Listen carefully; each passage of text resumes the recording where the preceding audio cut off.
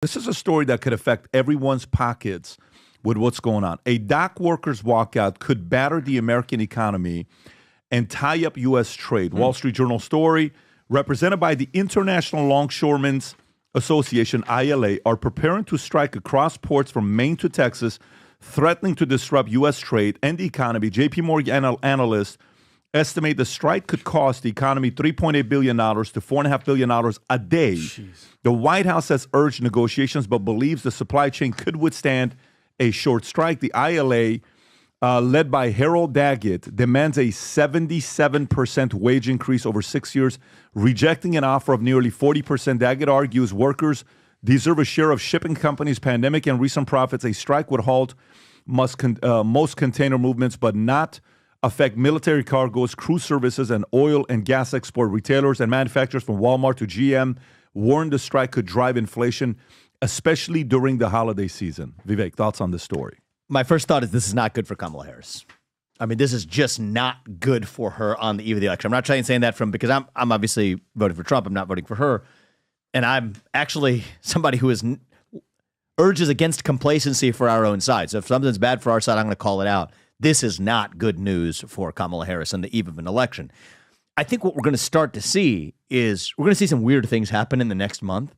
I can't tell you what, and with an exact prediction what those are going to be, but one possibility, the least weird of the weird things I think we're going to see, is her rapidly distancing herself from and even possibly criticizing Joe Biden. So I think you're going to see a lot of this in the next month, is the Democratic Party further making Biden the fall man for all of these policies, and even leaks or other stories coming out. They might be made up, right? They probably will be made up, but made up nonetheless, that Kamala was the person who was trying to push Joe in this direction, but he didn't go on economic policy or border policy. I think we're going to have to see, it's almost inevitable that we're going to see some of that in the next month, because otherwise she is so saddled correctly with the Biden-Harris policies that are giving us everything from the largest strikes we've seen to the largest influx of mass immigration we've seen to the largest crime wave we've seen. She is going to have to take the next level of steps to separate herself from these policies. I don't think it's going to necessarily be successful. I don't think most people are going to fall for it, but I think we're going to see more of that when I see stories like this. Tom? I think she's cornered here. This is a massive, union work organization, and if you think of it that way.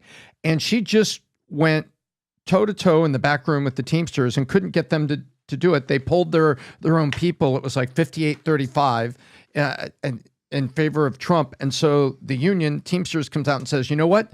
No formal endorsement this go around. And by the way, we encourage all of our people to vote your conscience, vote the way you would. Boom, step back. Now you've got this. These are the major strikes where the White House usually has to step in with leadership and to enforce like a federal negotiator or somebody to come in to mediate.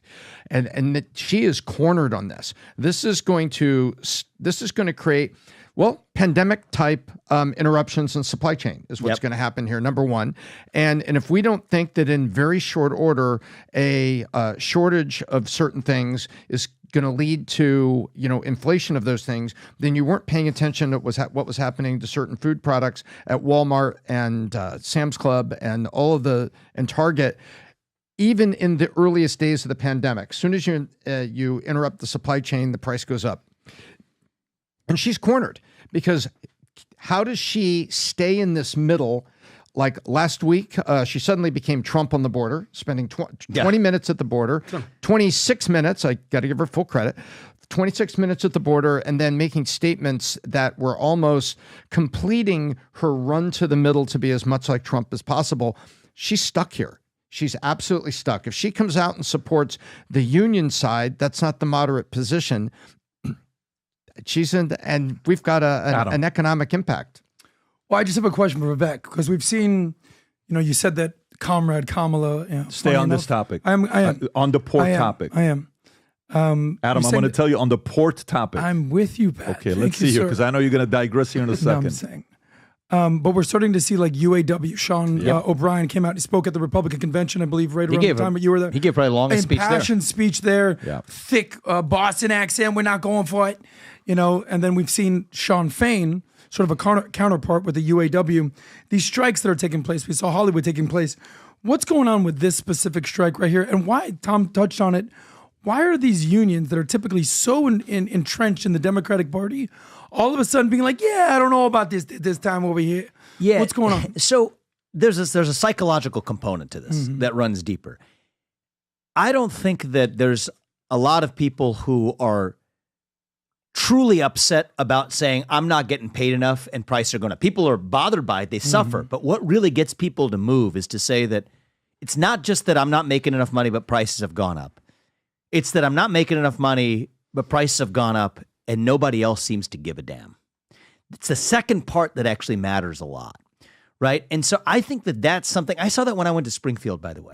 When you showed up, even the community, the thing that they're frustrated by is not that they're struggling, they are, but it's struggling and nobody else seems to care.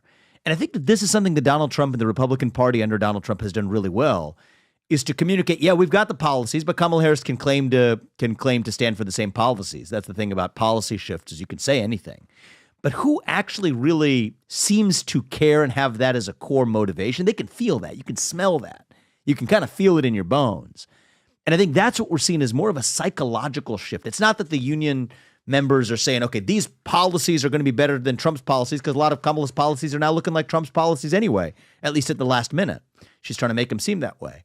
But I think it's that deeper psychology of, who do I actually think gives a damn about me? That's what gets people riled up, is not that I'm struggling, but I'm struggling that nobody else actually seems to care. That's the real problem. So the emotional components are. If you're asking like this event or all of them, period. Yeah.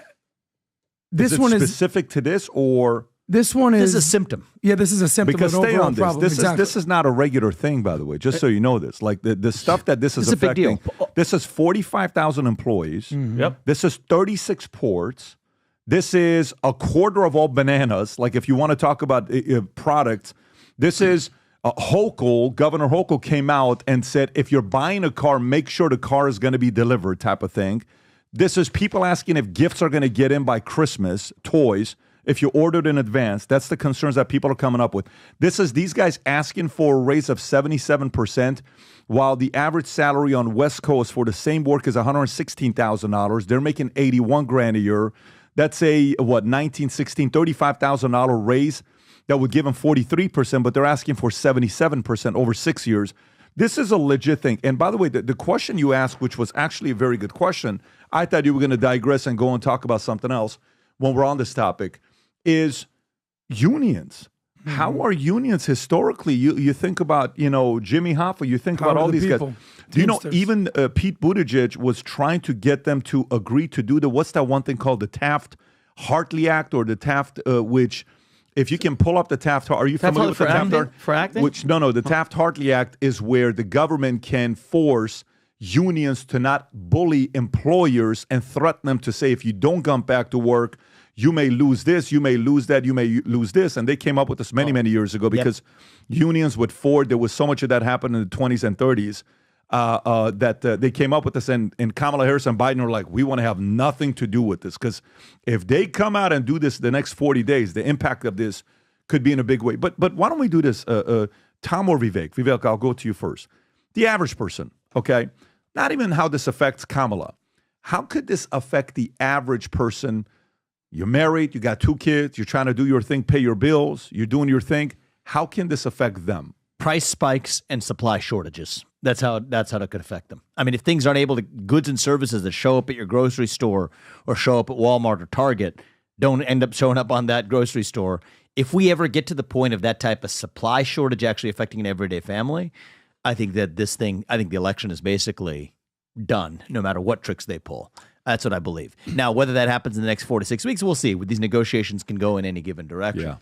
I'll tell you this, though, is this is not a super, interesting topic to a lot of people, but I also think the United States needs to take a long, hard look at the Jones Act, take a long, hard look at a lot of these regulatory statutes that were passed with good intentions, but that are also contributing to these types of difficulties, right? So that's an act that was designed to protect American shippers, ship companies, and shipbuilders, but actually gets in the way of efficient, low-cost shipping into the United States of America.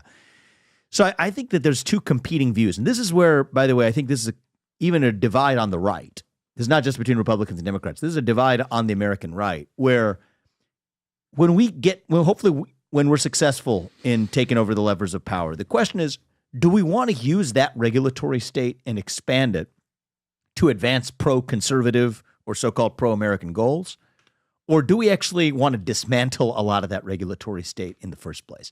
That, I think, is the future divide, even in the direction of America First. And I'll tell you this is, it's not a divide even between neoliberals, neocons, and America First. That's a divide within the America First right. Yeah. I come down on the camp of get in there and shut it down. And a lot of those statutes, I think, are actually impeding the interests of American workers and manufacturers in the name of helping them. So anyway, that's a longer discussion we could have, but that's where I land on it. Tom, you look like you want I to think say the first thing that, first of all, I agree with that. When you go into government, the first thing, I mean, Reagan said it best. He said, when he was asked about a situation, and he said, people are looking for government to the solution. But in this particular case, government is the problem. It was, you have well-intended regulations on one day that have, evolved and now literally need to be dismantled because the conditions no longer exist. The markets are different. The mechanisms, the advancement of the economy itself is different. Now, what are people going to see in this right now? You mentioned bananas. Bananas don't wait. Bananas get ripe. And if those bananas can't be unloaded, because bananas are picked bright green, and they have these special kind of these big water-filled tubs and stuff, they ship these bananas. Those bananas don't wait. And so what you're going to see is immediate price spikes on perishables and agriculture products. You're going to see it like within weeks. The same way that when there's a hurricane in Houston, Texas sees an immediate increase in the price of gas because you've interrupted the supply. So people are going to see this, immediately, and they're going to be hearing something that maybe they don't understand. CNN, day 31 of the longshoremen strike. And by the way, Taft-Hartley, that's where the president's supposed to say, hey, I'll send a mediator in to get you guys talking because you don't want us to go to Taft-Hartley. And that's the whole, and that's the mechanism. If they go to Taft-Hartley, this election is over with, Tom. Correct. If they go to the force side right now, you can do this year 2. You can do this year 3. You cannot do this 40 days out in a re-election time while Kamala's getting the kind of rating that she's getting. Some of you guys asked us about the only wallet that I wear. This is the wallet that I wear. This is the Valuetainment wallet that I wear. ID, cards, cash.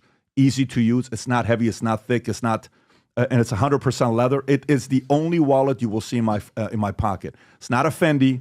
It's not a Ferragamo. It's not a Louis Vuitton. It's none of that stuff. It's a Valuetainment wallet with the logo on the side.